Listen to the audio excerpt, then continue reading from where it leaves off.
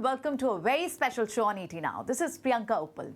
Diwali, the most special and auspicious time of the year is here. Diwali, which symbolizes light over darkness, knowledge over ignorance, good over evil. But this time, we will blend the mythological concepts with the elements of history, with the philosophical inputs and the kind of moral and ethical duty one needs to perform in today's time.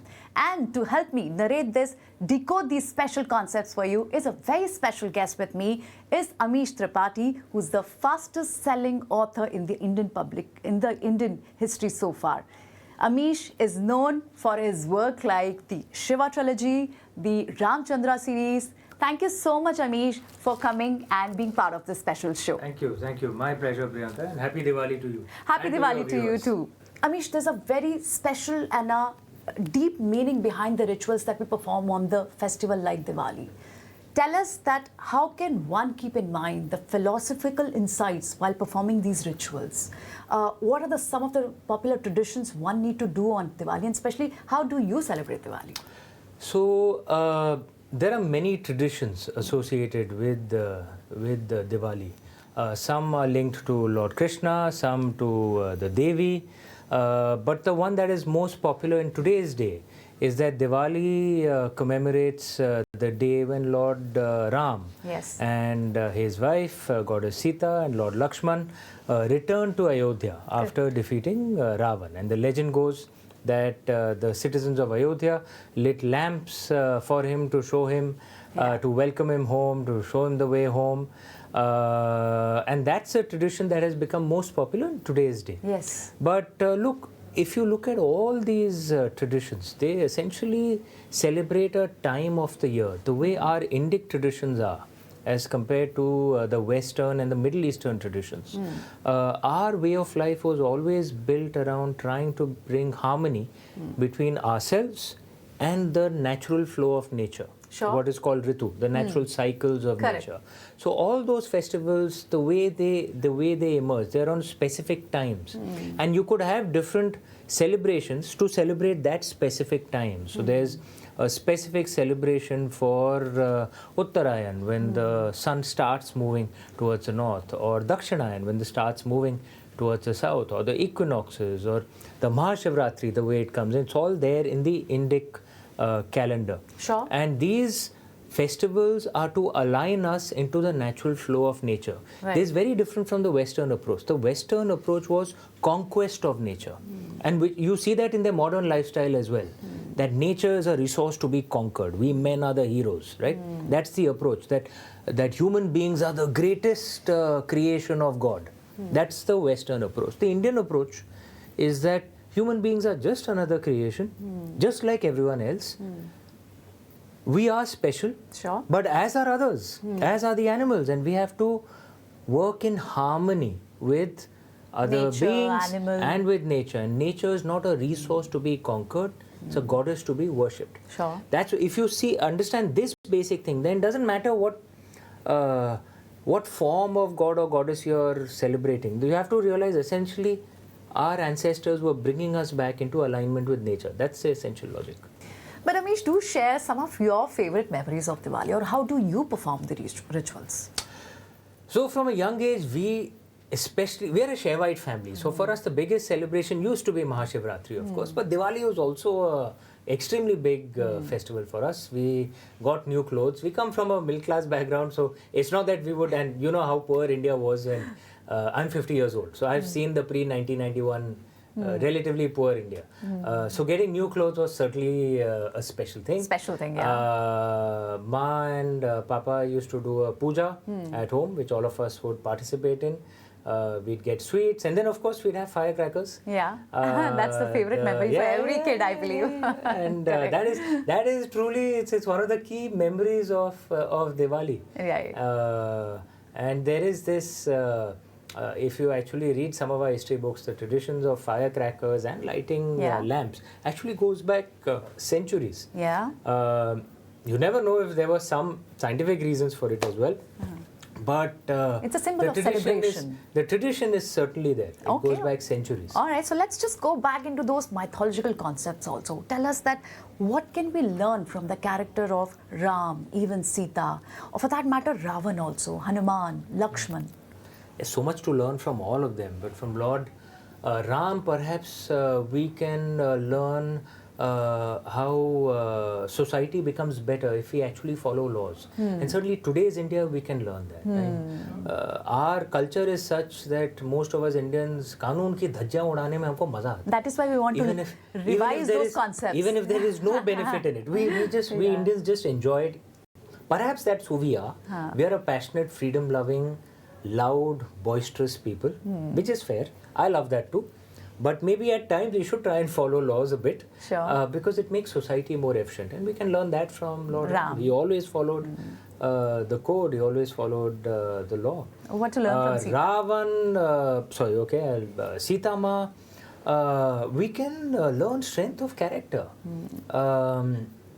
Our image of Sita Ma is actually built on a 1980s television serial in modern urban India.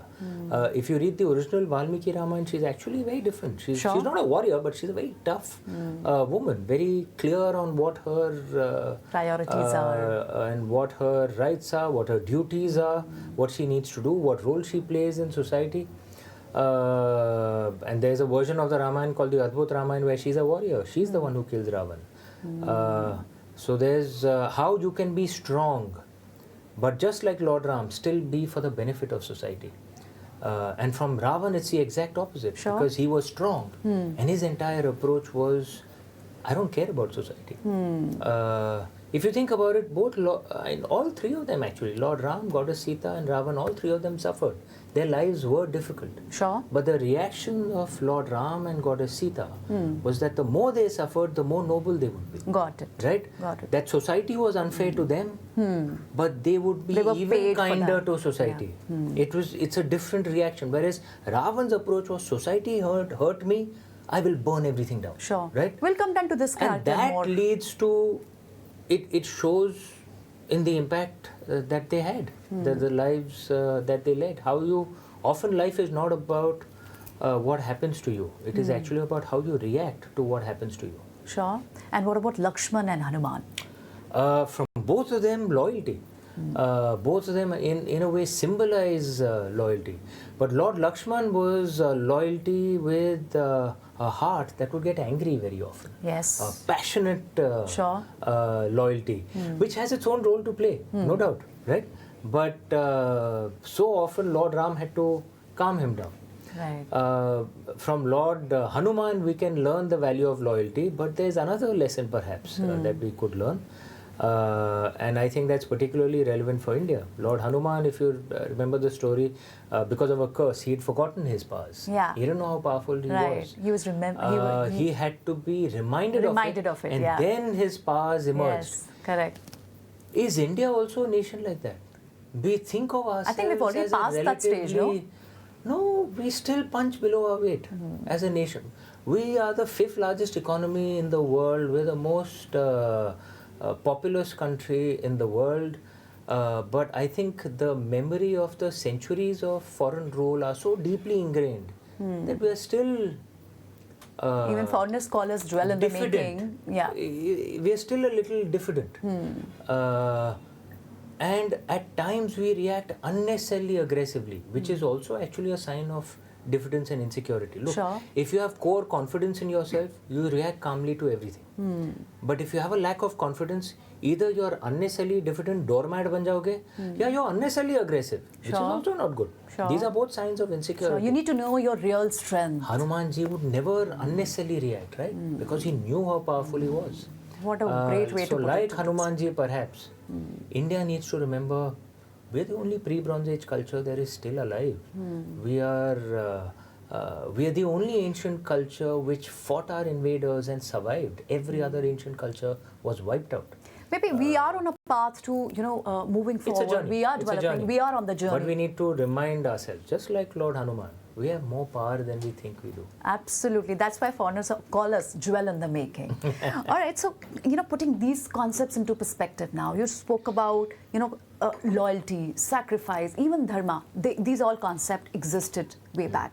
Now, how to put these principles from these epic books, from Mahabharata, even Ramayana, in today's life? How to, what are the moral and the ethical duties one need to perform on an individual basis every day? In many ways, I think the unfortunate reality of modern India is it's very difficult to include this in our education system. Yes. I lived in the UK for 4.5 years. I was a diplomat there. It's easier to teach yoga in British schools than it is in India. India, it becomes like this, what are you doing? Yeah. This is Hinduization or Buddhicization. Yeah. Comes with many which is caveats. silly. Yoga is good for you. Yes, it has it's Hindu a health roots. concept, No, it has Hindu roots. That is true. Okay, but the ambulance service has Christian roots. What do you think the cross in Red Cross is supposed to symbolize? True. Does that mean if you're not a Christian you and won't you get injured, the, I will die, but I will not get into How the silly is that? ambulance, Okay, yes, of course it has Christian roots, but it's good for you. Well, roll out an ambulance service. The same thing with yoga. Sure. It is good for you. Yes, of course it has Hindu roots, but it's good for you. So spread it around. In the UK, it's easier to teach. It's in many ways like this. Our entire education system is designed कि किसी तरह पढ़ा लिखा के बच्चे को अंग्रेज बनाओ. Cut him off or her off from our roots. That is very unfortunate. So that means we need to imbibe those traditional values. We must teach the Ramayana and Mahabharata in our education system. These aren't just stories, they actually teach you how to live. They teach you the principles of dharma. Of Dharma is not religion. It's erroneously translated as religion. Dharma is actually above religion. Panth means religion. Dharma is learning how to live, what is balanced, what is sustainable. That's what, maybe we do it in every day. We perform these dharmas every day. It's required in every walk of our life. But because we are not taught these things, in many ways our choices are not smart. Like if you notice in one of the key dharmic principles is the concept of balance. Ati sarvatra varjayit. Extremism of any kind should be avoided. So non-violence has a role to play. Right. Of course, none of us citizens have a right to take the law into our own hands. Right. But at times you have to be violent too. The soldier at the border has to be So violent. you have to strike a balance. In everything. Everything, wealth, it's in our way, we're not at our core a socialist country. Our constitution says socialist, which is utterly stupid. It should be removed. Socialism is not our philosophy. Socialism believes that all capitalists and all businessmen are bad, money is bad. Yaar, we worship Goddess Lakshmi. In a country like ours, socialism, it is utterly silly and stupid. And socialism, wherever it has been tried, has led to the destruction of the economy. Wherever. Show me one example where socialism has made an economy rich. Latest example was Venezuela. Socialism destroyed a thriving economy. But that doesn't mean you swing to the other extreme. That money is everything. No, the money mindset is not changing in many societies. And don't do any charity. That's not good. Goddess Lakshmi, if you see her symbol, she's holding a pot of gold, but she's not hoarding it like this. It's turned upside down. The gold is flowing out. That's the symbology. You have to earn gold, share it with others. That is our way. Wealth is good, but dharmic wealth is what you need to do. This is what balance is. And we are imbibing so many Western concepts, and sadly, look, there are good things in the West, but the West tends to jump from one extreme to the other extreme. They don't get the concept of balance, right? And these are philosophies we can learn from our traditions, but we don't teach it. Wow, dharmic wealth, that's something which we all need. It has a very deeper meaning, but then it needs to be known at every stage of life. We have to celebrate our businessmen, but even the businessmen need to know big part of it has to go to charity. This was our traditional way.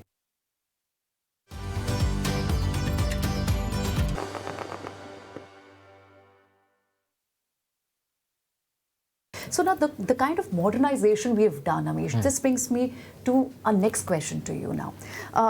We've seen that everything is going online. To some extent, digital transformation, digitization of things is good. But what would you have to say on things like online puja, online pandit, online ceremonies? The kind of modernization of the classical rituals is happening. What do you have to say on this? Good question. there are. My grandfather was a Pandit in Vishwanathji in Varanasi. There are some things perhaps he would have been unhappy with. But the way I see it. But do we get the benefit? The way I see it is that our culture has always been about keeping the soul of the old, but adding in something of the new. We've had that in our entry level scriptures, Ramayana and Mahabharata. The stories keep adapting to new ages. Our rituals have adapted. It is true. And is this a new adaptation? As long as you can keep the soul of the old, maybe then it's okay. So let me put it this way, that if you want to get photographs done to show that you are deeply religious, which some people do these days, and you can see by शिवलिंग के सामने हैं, they've been asked to do जलाभिषेक और बाएं हाथ से ऐसे कर रहे हैं, दिख रहा है कि भाई you've never done it before in your life, you're not doing it with your heart, you're just doing it for some photographs, then don't do it. Okay, but if you're doing it online, but you're doing it with your full devotion and heart, okay, then perhaps the divine will see the beauty that is there in your heart. That's the way I see it. There's no harm in adaptation as long as the sincerity of the heart is there. Okay, so the sincere efforts will always pay you off. Yeah. It can be online also. Now, let's understand, let's go more deeper now. Do karma really plays out? The way we have, every action has a consequence. How can one learn from this about current, future rebirths? Whatever you do today, you have to bear the fruit or maybe the punishment for that. I think perhaps the problems in this come because we want to merge two different concepts. One is action consequences, the second is moral immoral. They're two completely different things. Okay. And this is actually plainly manifest in life itself. Actions always have consequences. And our tradition was that if you do an action, you have to live with those consequences, positive or negative, right?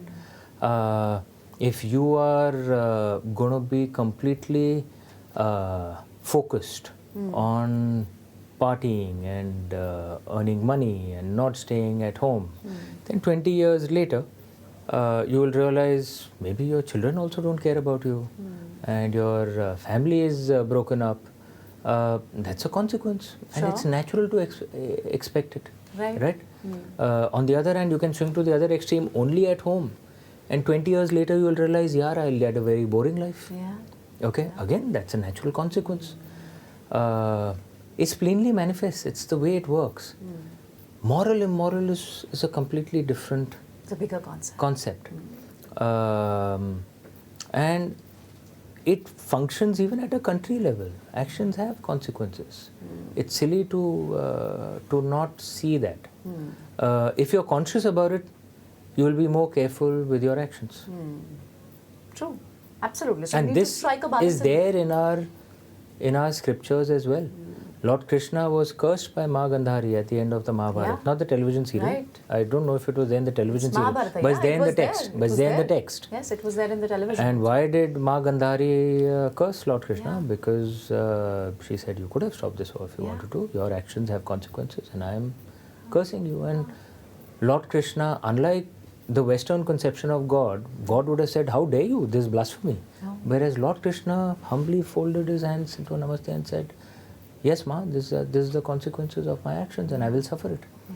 And he did suffer. So even the gods are not above action and consequences. Wow, very fantastically put forward. So now, Amish, since you spoke about this, and every human, every individual, I think good and evil both coexist in any individual, be it God or be it common man, right?